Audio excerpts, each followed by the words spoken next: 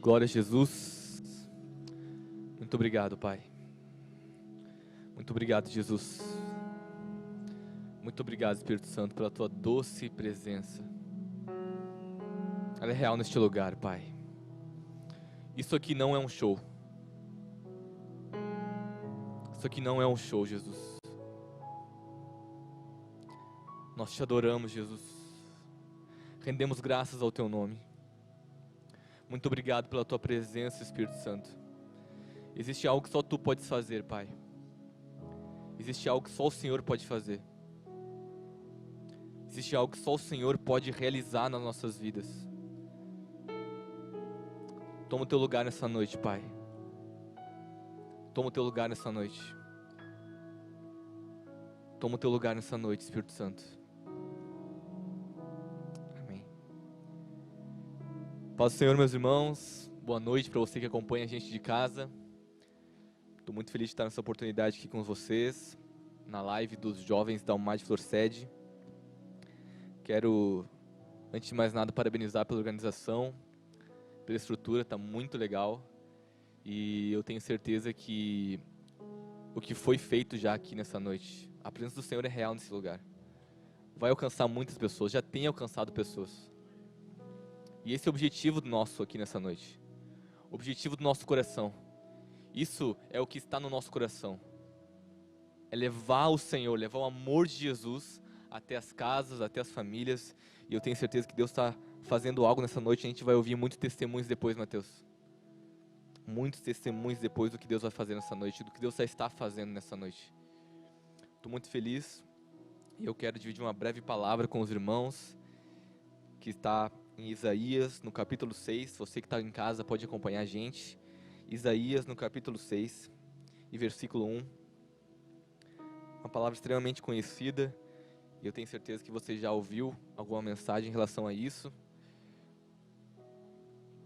Isaías, no capítulo 6, versículo 1, diz o seguinte: No ano em que morreu o rei Uzias, eu vi também o Senhor, assentado sobre um trono alto e exaltado. E a orla do seu manto encheu o templo. Acima situavam-se os serafins. Cada um tinha 6 asas. Com 2 cobriam a sua face, com 2 cobriam seus pés e com 2 voavam. E clamavam uns aos outros, dizendo: Santo, Santo, Santo é o Senhor dos exércitos. Toda a terra está cheia da sua glória. E os umbrais das portas moveram-se a voz do que clamava, e a casa se encheu de fumaça. Versículo 5. Então disse eu: Ai de mim, porque estou arruinado. Sou um homem de lábios impuros, e habito no meio de um povo de lábios impuros.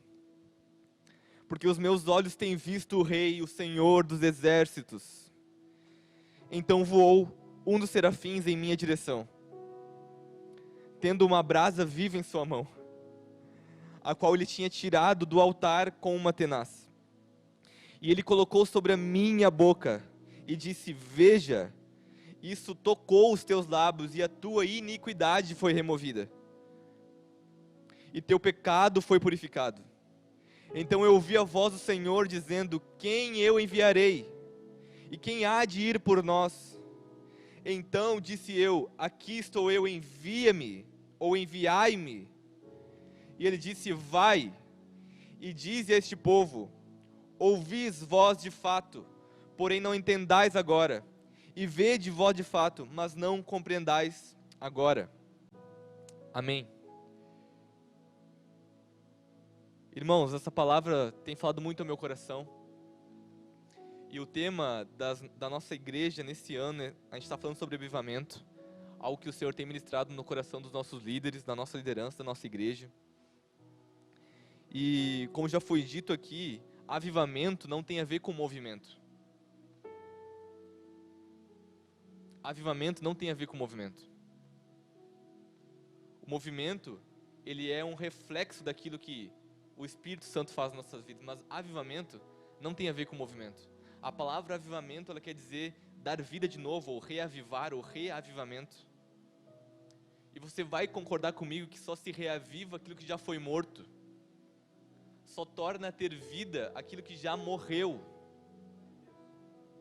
E é disso que a gente vai falar nessa noite. Do que Isaías passa nesse versículo 6.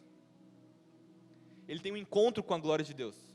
Só que antes disso, no versículo 1, a gente mergulhando a fundo na história de Uzias, que era o rei que tinha morrido naquele ano, a gente vai perceber que o rei Uzias, ele foi alçado ao trono aos 16 anos, isso está lá em 2 Crônicas, no capítulo 26. Ele foi alçado ao trono aos 16 anos, e a geração que ele foi alçado rei era a geração de Judá, uma geração extremamente idólatra naquele tempo. E quando a gente vai perceber o contexto de Isaías 6, Judá estava mergulhado na idolatria. E era uma instabilidade governamental naquele tempo. Uzias assume o trono aos 16 anos, ele é alçado, a Bíblia diz que o próprio povo, aquele povo que era idólatra, eles alçaram o filho do rei que tinha morrido ao trono, porque ele era da linha sucessória. Quando uma geração idólatra alça um rei novo aos 16 anos, essa geração, ela queria continuar o seu processo de idolatria. A Bíblia diz que Uzias, de posse da palavra do Senhor e sobre as ordens de Zacarias, que era o profeta naquele tempo, ele pega e ele reconstitui o altar, ele direciona de novo a adoração ao Deus vivo, ao Deus de Israel, ao Deus que tinha livrado o povo do Egito. Ele reconstrói o altar de Deus no centro da cidade. E a Bíblia diz que ele se torna um rei muito famoso, o rei Uzias se torna um rei muito famoso. A Bíblia diz que ele tinha mais de 2.600 homens destros prontos para a guerra. Tinha 300 mil homens prontos para a guerra ao seu comando a qualquer momento. Ele era um rei muito famoso. A Bíblia diz que Uzias tinha tanta engenhosidade, ele era tão engenhoso que ele construiu poços no deserto para o seu gado. Uzias tinha essa capacidade. Ele era um homem extremamente inteligente. Mas a Bíblia, porém, apresenta um mas. Mas Uzias, fortificado, alçou o seu coração, exaltou o seu coração. Ele quis exercer também o ofício de profeta naquele tempo. A Bíblia diz que o pecado de Uzias o tornou leproso. Ele foi leproso dentro da casa do Senhor. Ele teve que viver no leprosário, longe. O rei que outrora era famoso e muito bem sucedido, por querer fazer algo que Deus não mandou ele fazer, ele se torna agora escanteado. Ele se torna agora longe da população. Irmãos, alguém já disse isso. O pior fracasso é querer ter sucesso naquilo que Deus não te chamou para fazer. Já foi dito muito isso aqui nessa noite. E essa palavra o Senhor tinha colocado no meu coração há muito tempo. O Senhor não errou no teu respeito. Você que me ouve, o Senhor não errou ao teu respeito. Você não é fruto de um relacionamento que foi fora do casamento. Os erros dos teus pais não definem aquilo que Deus sonhou para você. O propósito de Deus, ele não passa com o tempo. Deus não fez um sorteio para realizar aquilo que Ele falou por quem chegou primeiro. Deus ainda está assentado no seu trono, como Isaías vai dizer. E foi nesse ano, no ano da morte do rei Uzias, que Isaías viu o Senhor assentado no seu trono. No ano da morte, no ano da crise, no ano da dificuldade, ele viu o Senhor assentado no seu alto e sublime trono. Nós estamos vivendo um tempo de morte. Nós estamos vivendo um tempo de dificuldade, um tempo de morte. Um tempo sombrio que nós estamos vivendo como nação, como outras nações. Mas o Senhor me trouxe aqui nessa noite para te lembrar de uma coisa: Ele ainda está no trono, Ele ainda está no trono, Ele ainda está no trono. Ah, mas e o coronavírus, meu irmão? Ele ainda está no trono, Ele está sentado no seu trono. O Senhor não perdeu o controle. Talvez você perdeu o controle, mas o Senhor não perdeu o controle da situação. Ele ainda é Deus sobre toda a terra. Ele ainda pode fazer aquilo que os homens disseram que Ele não faria. Ele é Senhor, Ele é Senhor, e essa é a verdade que tem que subir no nosso coração. Ele é Senhor, a terra está cheia da sua glória. Mas Giovanni, eu não estou vendo. Mas Giovanni, tem gente morrendo, a minha família está dilacerada, o meu casamento está perturbado, eu estou desempregado. O Senhor ainda está sentado no seu trono, confie no Senhor. Aqueles serafins diziam, toda a terra está cheia da sua glória. Sabe por quê? Porque Deus não diz aquilo que Ele está vendo. A voz do céu sobre nós, a voz do céu sobre nós é a voz de Deus. Aqui embaixo está todo mundo olhando, dizendo assim, ó, não vai dar certo, está complicado, vai morrer gente. Mas os céus ainda olham sobre nós e diz, toda a terra está cheia da minha glória. Toda a terra está cheia da minha glória. E esse era o encontro que Isaías teve. É nesse contexto que Isaías tem a sua vida transformada depois de um encontro com Deus. E isso é o que o Evangelho faz na vida de alguém que se entrega. Transformação, essa é a premissa básica do Evangelho. Paulo vai dizer isso para os irmãos que estavam em Éfeso, no capítulo 4, versículo 25. Agora, meus irmãos, aquele que roubava, não rouba mais. Aquele que mentia, não mente mais. Aquele que andava sobre as vestes da carne, agora se revista da justiça. Zaqueu, quando tem um encontro com Deus, quando tem um encontro com Jesus, ele transforma a sua vida. Ele muda os seus status. De um pecador, um publicano pecador, sonegador de impostos, a Bíblia diz que ele dá metade dos seus bens aos pobres, e não só isso, ele reconstitui 4 vezes mais. Ou seja, 50% ele devolve e depois restitui 4 vezes mais. Ou seja, é um prosseguimento do fato de que ele estava mudando. Ele estava transformado, ele teve um encontro com o Senhor. Tem muita gente por aí dizendo que teve um encontro com Deus, mas continua com a mesma vida. Tem muita gente por aí dizendo que teve encontro com Deus, mas a sua vida continua do mesmo jeito. Você teve encontro com qualquer outra coisa, meu irmão, menos com o Deus dos céus, o Deus Todo-Poderoso. Assim como o calendário tem um momento que é antes de Cristo e depois de Cristo, nós podemos dizer que depois que o Senhor entrou na nossa vida, tudo se fez novo, a morte não o venceu, o pecado não é capaz de pará-lo, Ele ainda é Senhor de todas as coisas, e a nossa vida agora tem um sentido, tem um propósito.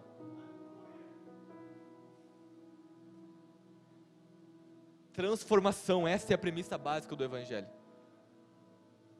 Essa é a premissa básica do Evangelho. Muitas religiões, elas falam de um melhoramento do ser humano. Ela potencializa aquilo que você tem de bom e minimiza aquilo que você tem de ruim. Só que o Evangelho não é assim. O verdadeiro cristão não vive um melhoramento, ele vive uma mudança radical da sua vida. Ele deve morrer, ou seja, ele deve morrer para que o Espírito Santo agora habite nele. Isso é avivamento. Isso é avivamento. É quando eu estou de posse da vida de Deus em mim, e agora eu ajo como o Senhor agia. Agora eu penso como Ele pensaria. Agora eu falo como Ele falaria. Isaías tem esse encontro com Deus e só depois ele vai cumprir o seu ministério. Só depois ele vai exercer o seu chamado de fato. Sabe por quê? Porque ele tinha um encontro com Deus agora, ele tinha experiência. Irmão, aquilo que você só estudou não vai causar transformação. Agora aquilo que você viveu vai. As tuas experiências com Deus no teu quarto não foram em vão. Estou dizendo para alguém isso nessa noite. As noites que você não dormiu orando ao Senhor não foram em vão. Mãe que está me ouvindo aqui agora, o teu filho não vai morrer nas drogas. O Senhor manda dizer isso para alguém nessa noite. As noites mal dormidas não foram em vão. O tempo de oração não foi em vão. O Senhor ainda está no seu trono. Ele ainda está no trono. As orlas do seu manto, elas ainda enchem o templo. Ele é Senhor sobre todas as coisas. Ele é Senhor sobre todas as coisas. Deus não está apavorado. Deus não está com medo. Ele é Senhor, Ele reina. Ele reina, Ele reina. Ele vivo, Ele está vivo, plenamente vivo. Esse é o nosso Deus. A morte não pôde detê-lo. A morte não pôde detê-lo. Depois desse encontro com Deus, Isaías cumpre seu ministério. Depois desse encontro face a face com o Senhor, ele tem a sua vida transformada, e só então ele cumpre o seu ministério. Ele vive a vida que Deus falou para ele. Ele disse: eu estou no meio de um povo de impuros lábios. O serafim toca com a tenaz nos seus lábios, o seu pecado é purificado, e só então ele é transformado e para transformar. Nós somos transformados em Deus para transformar os ambientes. Foi dito aqui nessa noite. Nós somos tocados por Deus para tocar pessoas. Nós somos encontrados por Deus para encontrar outros, para promover esse encontro da humanidade caída com o Deus Todo-Poderoso através da reconciliação da cruz. A humanidade caída e o Deus Todo-Poderoso que ainda está assentado no seu trono. Eu quero orar por você nessa noite. Eu sei que o Senhor está ainda fazendo algo. Talvez você entrou nessa live aqui para ver assim, vou olhar a estrutura que eles montaram. Eu vou olhar porque eu vi um stories legal que eles fizeram.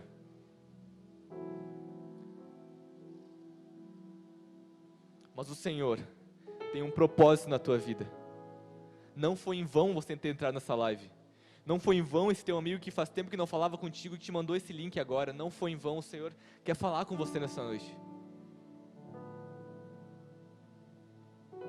O Senhor quer falar com você nessa noite.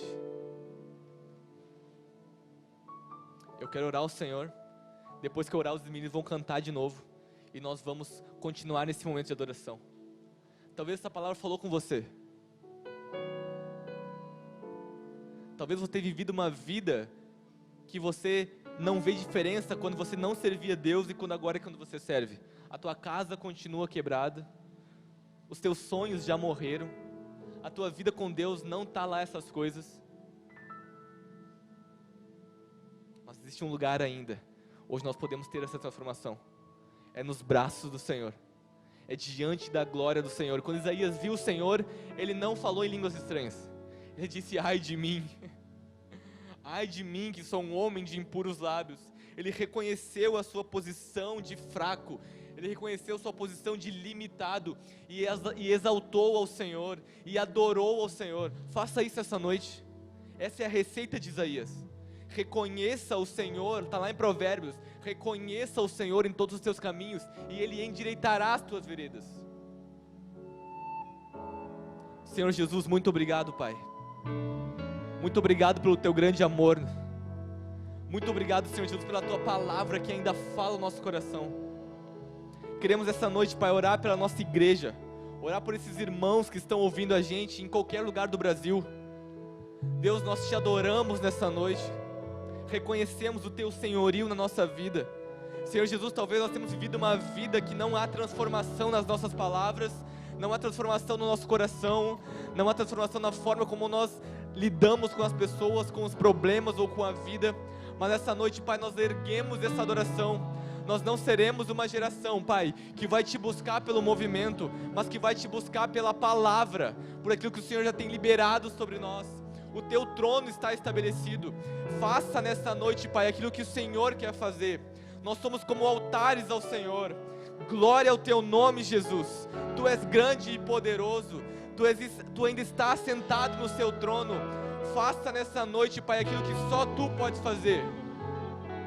Aleluia.